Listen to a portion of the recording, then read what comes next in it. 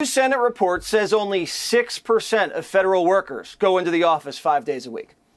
And if you don't count security guards and maintenance staff, only 1% of government workers do 9 to 5, Monday through Friday. 1%.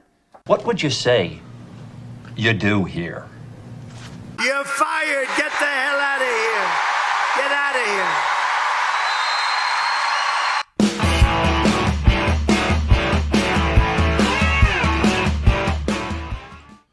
What's up, everybody? Welcome back to Opinions Varied. It's Opinions with an A. Please like, share, and subscribe. And today we're going to talk about the DOGE Boys, Elon Musk, Vivek Ramaswamy, under the direction of Donald Trump. And Jesse Waters is going to give us a report on just how ridiculous and out of control our government spending is and the task that Elon and Vivek have ahead of them. It's monumental. Without further ado, let's go. Ronald Reagan famously said this: "We, as Americans, have the capacity now, as we've had in the past, to do whatever needs to be done to preserve this last and greatest bastion of freedom. In this present crisis, government is not the solution to our problem. Government is the problem." He had a way with words. Government has only gotten bigger. We're $36 trillion in debt, agencies are bloated, and bureaucrats have never been lazier. Biden spent 40% of his presidency on vacation. But compared to the rest of the government, he's a workaholic.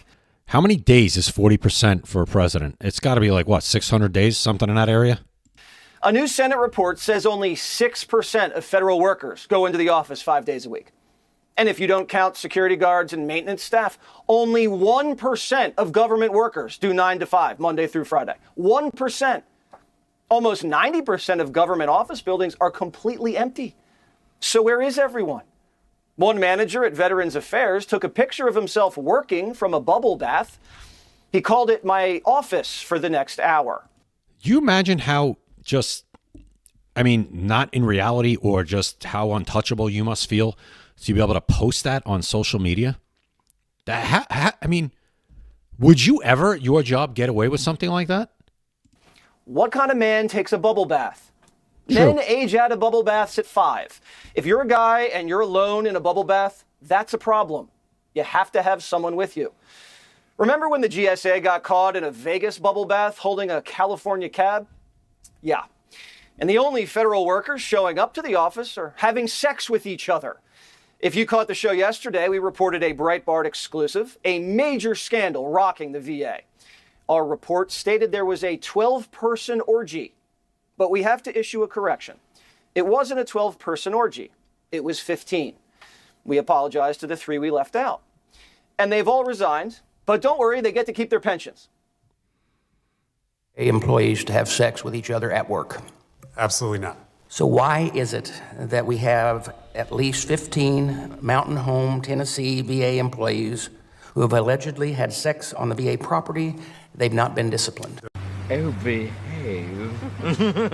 Yeah. Those actions are reprehensible, extremely inappropriate. We also have seen every implicated person leave the VA, resign, and an investigation is underway across all of the leaders and individuals involved here. Resign? How are they not fired?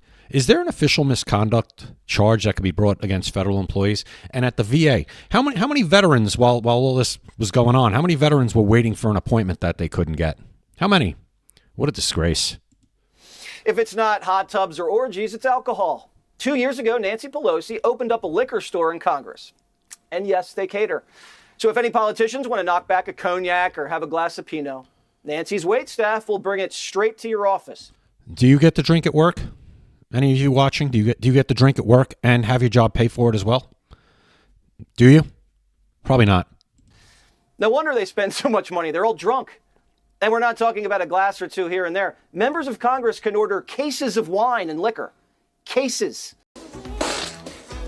I hope Musk and Vivek Ramaswamy can produce that bill alone. I want to see that for just the liquor that these people bought on our dime. We found some items Congress has been spending money on, and it has to be after a few rounds. Are you ready? Look at this. Somebody come look at this. Look at this. Somebody come and look at this. Look at this. $500,000 for an IHOP in D.C. What, Jerry Nadler need his pancakes? Almost $2 million for holograms of dead comedians. Yeah, we need that. $3 million for girl-centered climate action group in Brazil. Why? Sounds kind of like porn. $45 million on DEI scholarships in Burma. Isn't everyone in Burma DEI?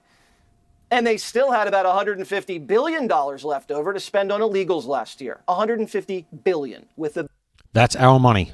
That's our money. B. If you're wondering, the Manhattan Project, adjusted for inflation, only costs $30 billion. The Panama Canal, $15 billion. The Hoover Dam, $1 billion. You don't need a PhD in economics to know we're getting ripped off. Unless you don't have a brain above a single cell organism, you know that there is waste in the federal government. There's enormous waste. Cutting waste up here is kind of like going to heaven. You know, everybody wants to do it, but nobody's quite ready to make the trip. That was until today. Trump finally got Elon out of Mar-a-Lago and sent him to Capitol Hill. And he brought someone special. And we're not talking about Vivek. Elon, how's the meeting's been today? How do you win over people who say DOGE doesn't have any power?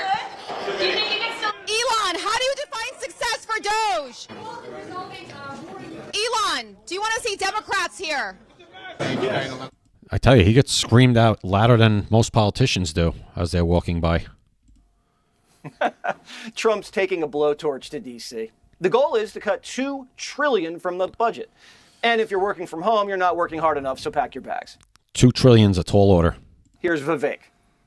The idea of reducing the federal employee headcount is not really about saving cost. Part of what you have is an overgrown federal government that is doing things that were never supposed to be done by the federal government in the first place. You look at the number of times in the last 2 years alone, or 2 to 3 years, that the action of a federal agency has been struck down by the U.S. Supreme Court. So I think part of the project of thinning out the federal bureaucracy, that's less about the headcount expenses, and it's more about actually respecting the rules of the road in the constitutional republic. Yeah, most of the agencies in the government are unconstitutional. Look, DOGE is taking aim at illegal regulations. And now the second richest man in the world is asking, how can I help?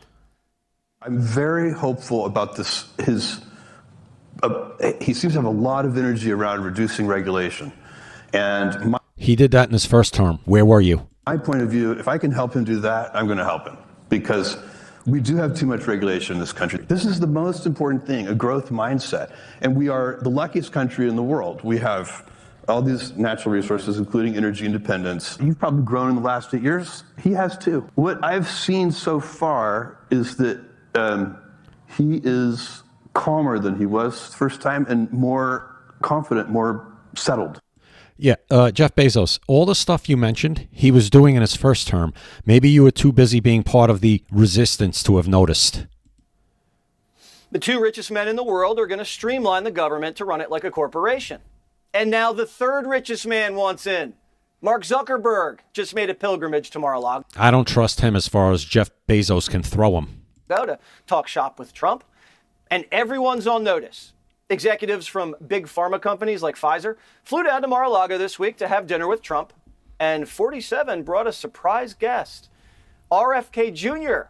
came and sat down at the table with the big pharma executives so we can live fact check. Besides Maha, another topic of discussion, a cure for cancer. It was a 3-hour dinner, probably because of the fact checking. Cure for cancer.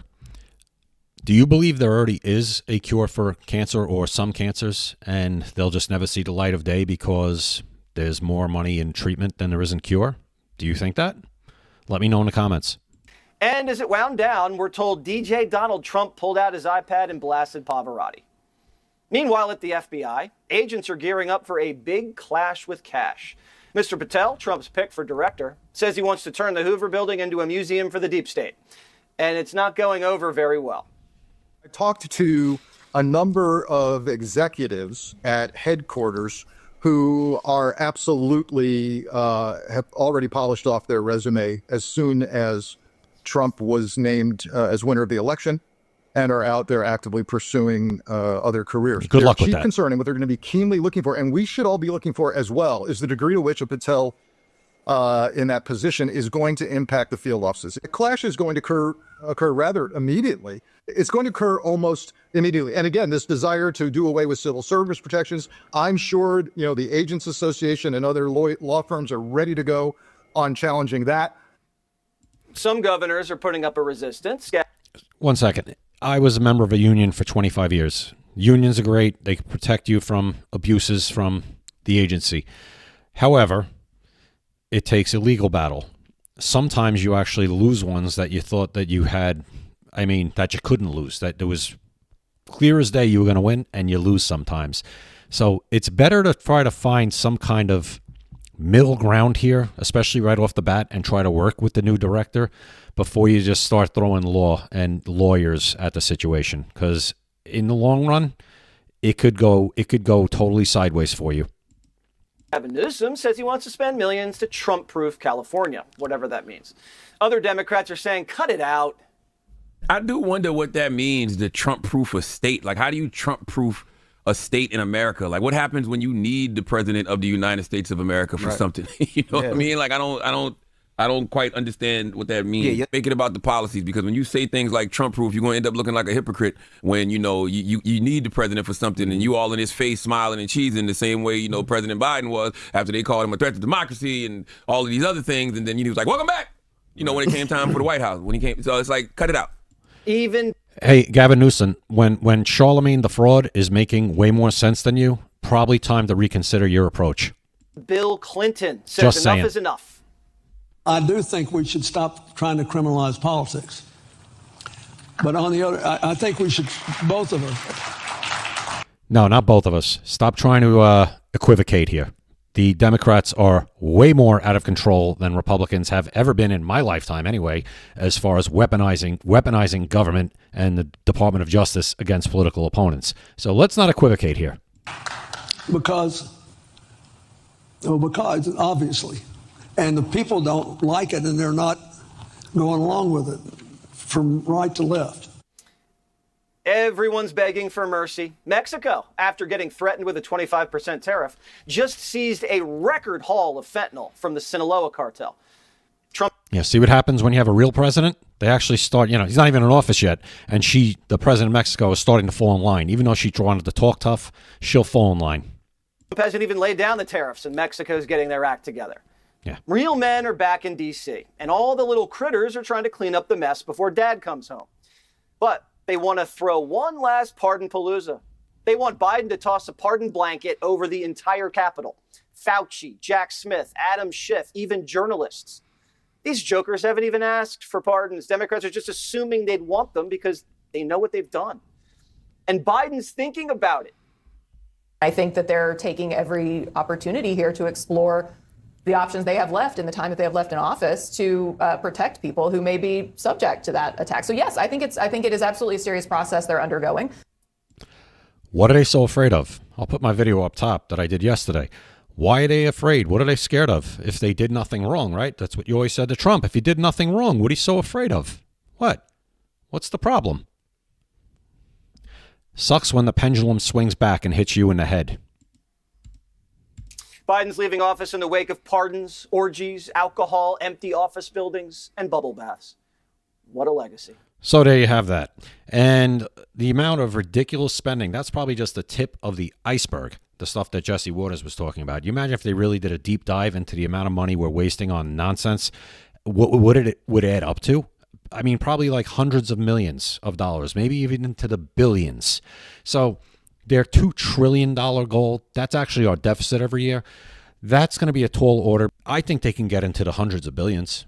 I think they can. And I think it needs to be something that we continue to do year after year now. This should become kind of a permanent thing, that we have watchdogs who are just looking over what we are spending. The liquor license that, Nancy Pelosi has apparently in her office, where she can have alcohol brought into the Capitol and everybody can get their cases or whatever they want, that needs to stop day one. Enough. Are you kidding me? Really?